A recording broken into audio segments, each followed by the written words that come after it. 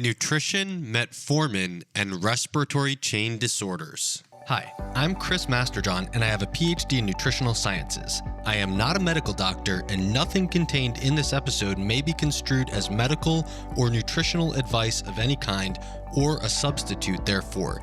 This episode is meant purely as scientific education.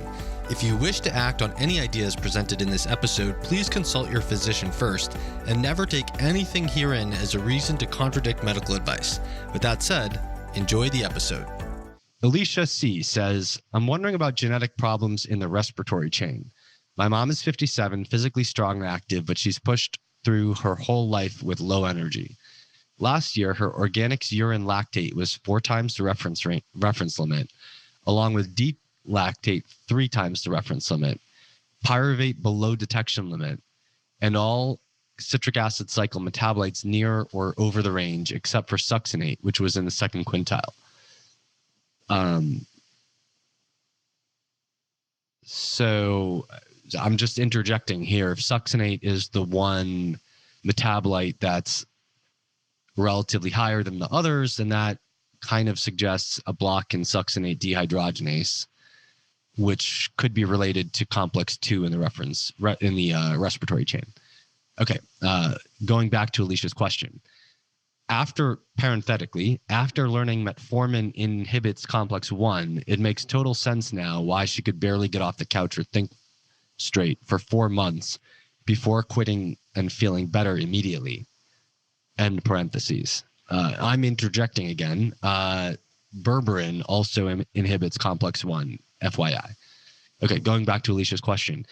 In your experience, would you see lactate levels that elevated and think that something worse beyond basic nutrition is going on? Since that test, we've been hoping to improve aerobic energy production by working on repleting vitamins and minerals key to the citric acid cycle and oxidative stress mitigation. But maybe that's not going to be enough. If not, do you know of genetic testing that might be helpful for us to pursue? So, Alicia, could you clarify by responding to your question whether all these tests were done while she's on metformin? Because if you have evidence of a respiratory chain disorder with someone on metformin, since metformin causes a respiratory chain disorder, I'm not sure that there's anything to explain. And this, I don't think this is not all that well understood, but, most people who are on metformin don't get urinary organic acid metabolites tested. Most of them are not getting even their lactate tested, as far as I know. Maybe they get it tested if they have symptoms of something catastrophic. Okay, Alicia says she was not on metformin for the test. Metformin came much later. Oh, I see. So then in that case, she might have some kind of respiratory chain disorder, and then that's mild, but is, significant enough to elevate the lactate 4 times the top of the reference range. And then metformin would come in and make it all that much worse and lay her out on the couch for 4 months. So that would make sense. All right. So the question is, if I see lactate that bad, should I think that something beyond basic nutrition is going on? Yeah. I mean, generally speaking, if I saw lactate 4 times the top of the reference range, I would think that something was going on that was more than just basic nutrition. But it depends too, because generally, for my consulting clients, I analyze organic acid tests quite often, but all of my consulting clients have a basic grasp of nutrition. And so that might not be the case with your mother. I don't know how much you micromanage her nutrition, but I know, for example, I don't have that much influence over what my grandmother eats. And so, her diet is a lot worse than my consulting clients. So, whether it's that's not to say that you couldn't have a nutrient deficiency that wouldn't elevate lactate 4x the top of the reference range. You could easily have that. Thiamine deficiency would be an example. But I think the way to do that, I mean, first of all, if you want to rule out nutrition, look at her diet. So, she might not track her diet, but I'm sure you can kind of sit down with her, figure out exactly what she's eating or watch what she's eating, plug it into Chronometer, and just see if there's any blatant nutrient deficiencies.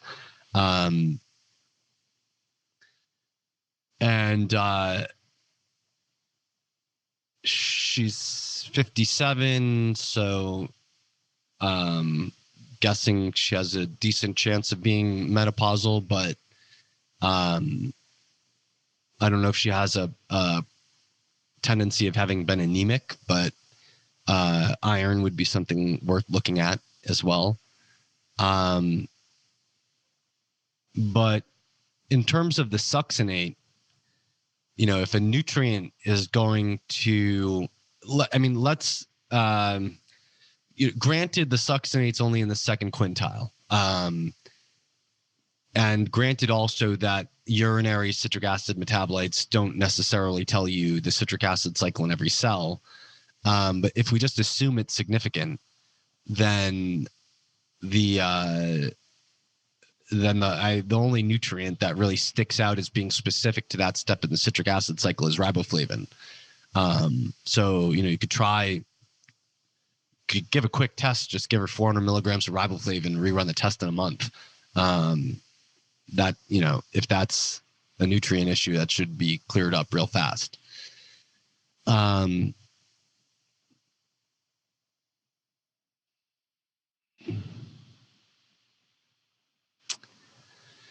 So, I don't think that,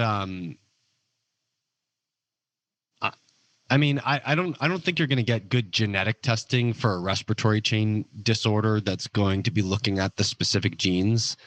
I think that you are going to, if you use Mitoswab, then you can get respiratory chain activity diagnosed.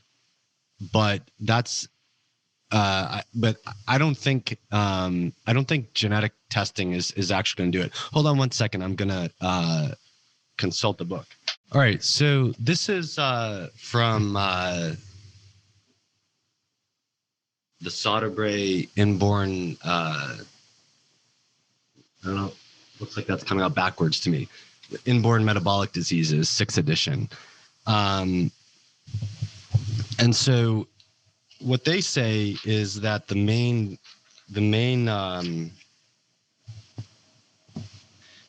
tests that you would be looking at, the starting point in diagnostics of oxidative phosphorylation defects should be a detailed evaluation of the clinical and family history, including analysis of 3-generation pedigree.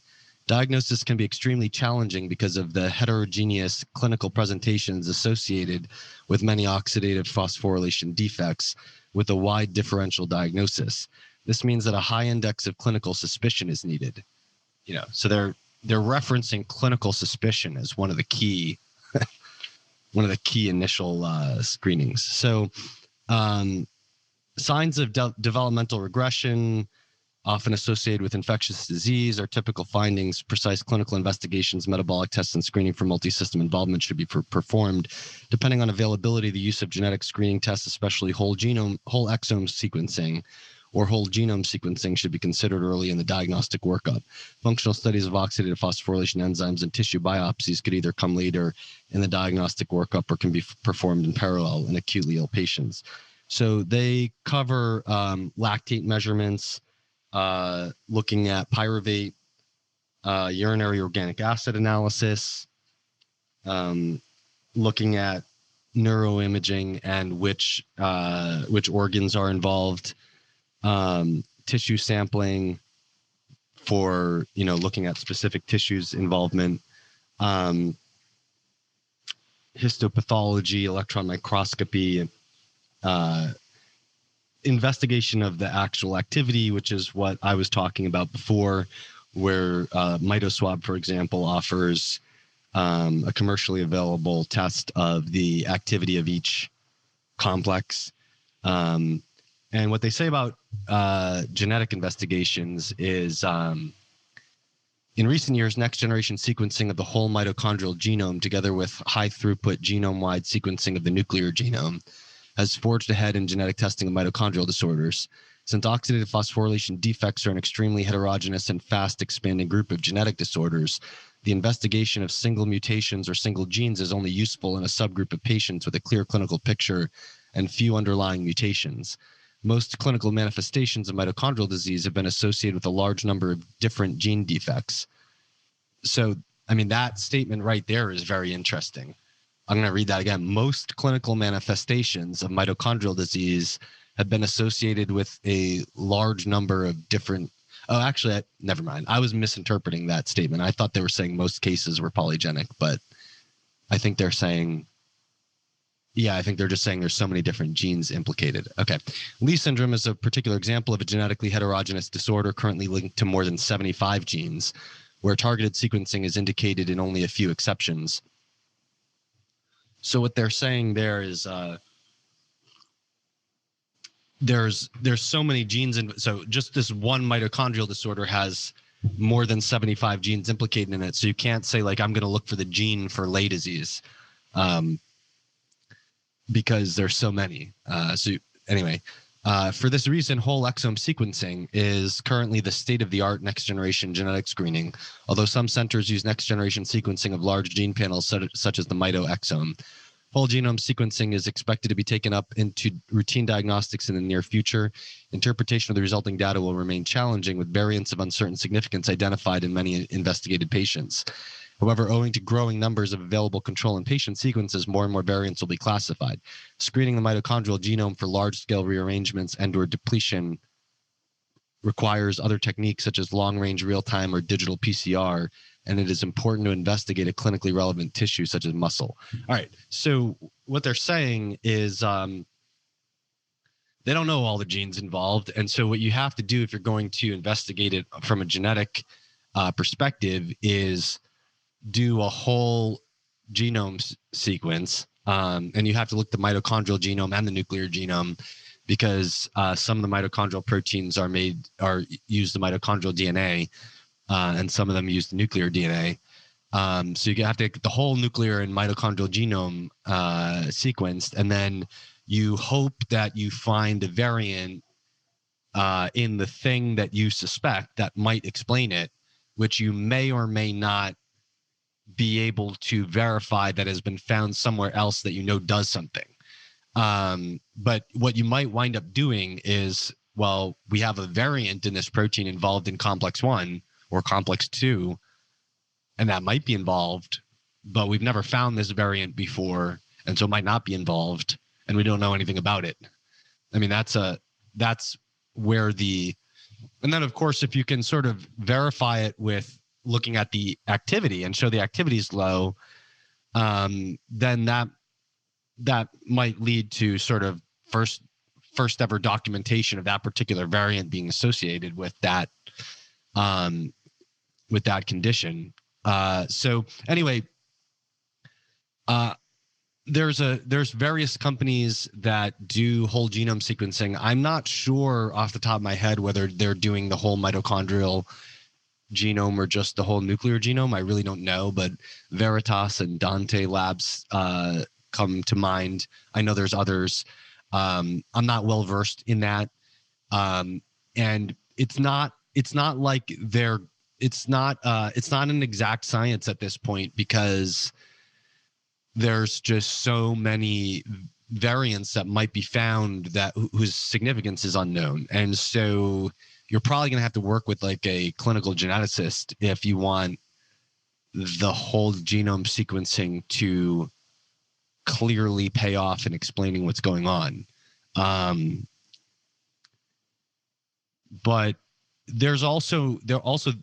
I'm not sure that it makes a difference, except to know that there might be a heritable thing going on that could affect you or could affect the next generation.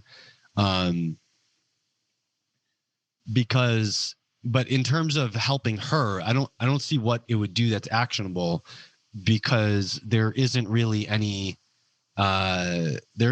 treatment for these mitochondrial disorders. There's clinicians who will give mitochondrial cocktails, but this sort of thing that you're already doing anyway. And there's symptom management and stuff like that. But there's no, we're going to get to the root of this and fix it. So what the reason to know whether it's something heritable would be if it's going to affect you or your siblings or your nephews, nieces, or children. But it does sound like she could have a late onset, very mild respiratory chain defect that could be genetic. That's late. It's so mild that it's late onset. And Metformin, you detected it in the lab work originally, but then it looked bad from the lab work, but she wasn't really profoundly affected until you threw the Metformin in and caused further harm to the respiratory chain. So, that's basically it. So Alicia adds, thank you so much. You're welcome. How could subclinical hypothyroidism play into it? That's something we're working on too. Well, thyroid increases energy expenditure and increases energy production as well. So you're gonna have more ATP production with thyroid hormone. It's gonna upregulate the burning of energy, and much of what would lay you out on the couch for 4 months would be low ATP levels. But it's likely also to be oxidative stress and buildup of metabolic intermediates. So I'm not sure that it's not clear whether subclinical hypothyroidism is going to ultimately make that better or worse. I could easily see the body trying to down-regulate energy expenditure under conditions where the mitochondria was severely suffocated. And subclinical hypothyroidism might be a great way to do that. So I don't think it would be, I think it would worsen the ATP levels, but I think it would help protect against, I think the lower thyroid status would help protect against the oxidative stress and metabolic toxicity that would ultimately result from the mismatch between energy demanded and energy that can be burned. All right, Alicia, hope that helps. Thank you for your question. This episode was part of a Q&A for members of the CMJ Masterpass, where I hold monthly private Zoom Q&As for my members. The Masterpass also serves as a buyer's club with exclusive and massive discounts on your favorite premium foods and health products, including pasture-raised and wild meat and seafood, supplements, sleep accessories, water filters, phototherapy devices, and much more. If you'd like to participate in these Q&As, you can join the Masterpass at chrismasterjohnphd.com/masterpass and use the code Q&A, spelled Q-A-N-D-A, Q&A, for 10% lifetime discount. I am currently working full-time on finishing my first book, Vitamins and Minerals 101, How to Get the Nutrients You Need on Any Diet. I will let you know when I have a release date. In the meantime, you can pre-order the book at chrismasterjohnphd.com/book. Testing Nutritional Status, the Ultimate Cheat Sheet, has been newly released as version 1.3. This is my comprehensive system for managing nutritional status with lab tests, dietary analysis, and comprehensive intake of your signs and symptoms. The new version has a comprehensive guide to interpreting the Genova methylation panel. You can pick up your copy at chrismasterjohnphd.com/cheat sheet. In my consulting, I am neither a medical practitioner nor a coach. I serve as your data analyst and your strategist. I teach you scientific principles of health and wellness, help you analyze your data, and help brainstorm actionable strategies. You can sign up for a consultation at chrismasterjohnphd.com/consultations. Please consider supporting my work at no extra cost to you by visiting my support page and making a purchase with one of my affiliate links. Some of my most popular affiliates are also listed in the description of this video, with links that will give me credit for your purchase. I will try to respond to comments when I can, but my presence will be intermittent while I'm finishing my book. I hope you enjoyed this, and I will see you in the next episode.